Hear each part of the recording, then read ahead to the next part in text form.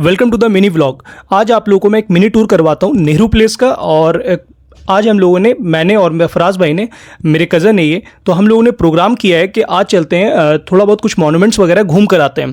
तो चलिए, सबसे पहले तो मैंने फ़िलहाल गाड़ी का इंतज़ाम कर लिया क्योंकि मामू अभी दिल्ली में है नहीं और मामू ने कहा है कि मेरी गाड़ी को फुल्ली यूज़ करो।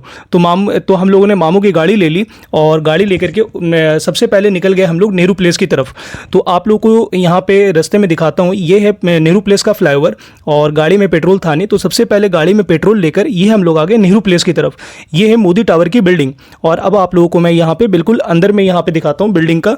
तो फिलहाल पार्किंग में गाड़ी लगा करके, गाड़ी में थोड़े बहुत कुछ प्रॉब्लम आ रहा था ब्रेक में, तो सबसे पहले यहाँ पे फराज भाई ने यूट्यूब से देखकर, यूट्यूब यूनिवर्सिटी से ही सीख कर इन्होंने गाड़ी के ब्रेक को सही करना चालू कर दिया, जो कि अब दोनों ही ब्रेक ख़राब हो गए, कोई भी ब्रेक काम नहीं कर रहा।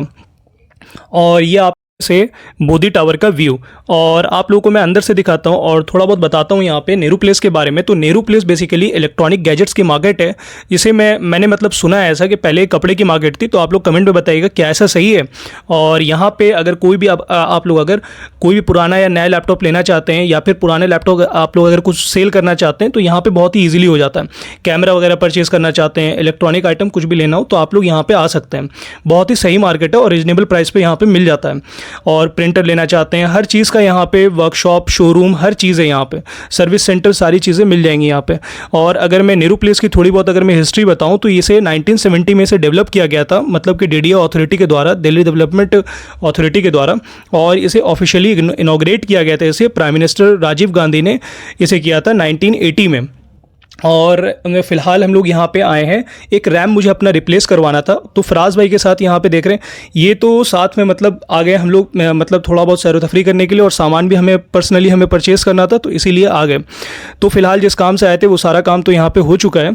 तो सामान वगैरह लेकर अब हम लोग सोच रहे हैं कि क्यों ना चला जाए, कि आप जैसा कि आप लोग को मैंने स्टार्टिंग में कहा था कि अब आज का प्रोग्राम है हम लोगों का कि मॉन्यूमेंट्स घूमना है हमें, तो चलते हैं। सबसे पहले हम लोगों ने प्रोग्राम बनाया कि चलते हैं इंडिया गेट घूम कर आते हैं, क्योंकि इंडिया गेट पास में भी है। तो जैसा कि आप लोग यहाँ पे देख रहे हैं कि अब हम लोग, गर्मी तो तकरीबन 40-42 डिग्री है, लेकिन अगर मैं नज़ारे की अगर मैं बात करूं तो यहाँ पे काफ़ी ज़बरदस्त, और इस वाले लाइन में हरियाली काफ़ी ज़्यादा है। यहाँ पे पेड़ पौधे यहाँ पे काफ़ी ज़्यादा है, दोनों ही लाइन में पेड़ पौधे। अगर हम लोग लाजपत नगर और ये इंडिया गेट की तरफ वाले रास्ते में अगर हम लोग जाएंगे तो वहाँ पर और भी ज़्यादा है और बहुत ही अच्छा व्यू हमें देखने को मिलता है।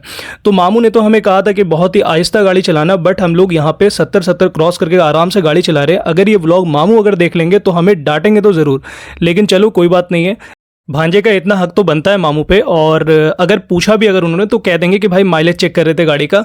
और ये हमारा आश्रम रोड है, और आप लोग मुझे ज़रूर बताइएगा, ये भी आप लोगों को मैं साइड में एक मॉन्यूमेंट्स दिखा रहा हूँ। मैं बचपन से मैं इस मॉन्यूमेंट्स को देख रहा हूँ, बट इसका नाम अभी तक प्रॉपर सही तरह से मुझे पता नहीं चला है। तो आप लोग मुझे कमेंट में ज़रूर बताएं कि इस मॉन्यूमेंट्स का नाम क्या है, इस टॉम का नाम क्या है। तो लीजिए, अब हम लोग इंडिया गेट पहुँच चुके हैं, बट पिछली लास्ट ब्लॉग में भी मैंने आप लोगों को बताया था कि मैं इंडिया गेट अंदर जा नहीं पाया था क्योंकि रात ज़्यादा हो गई थी।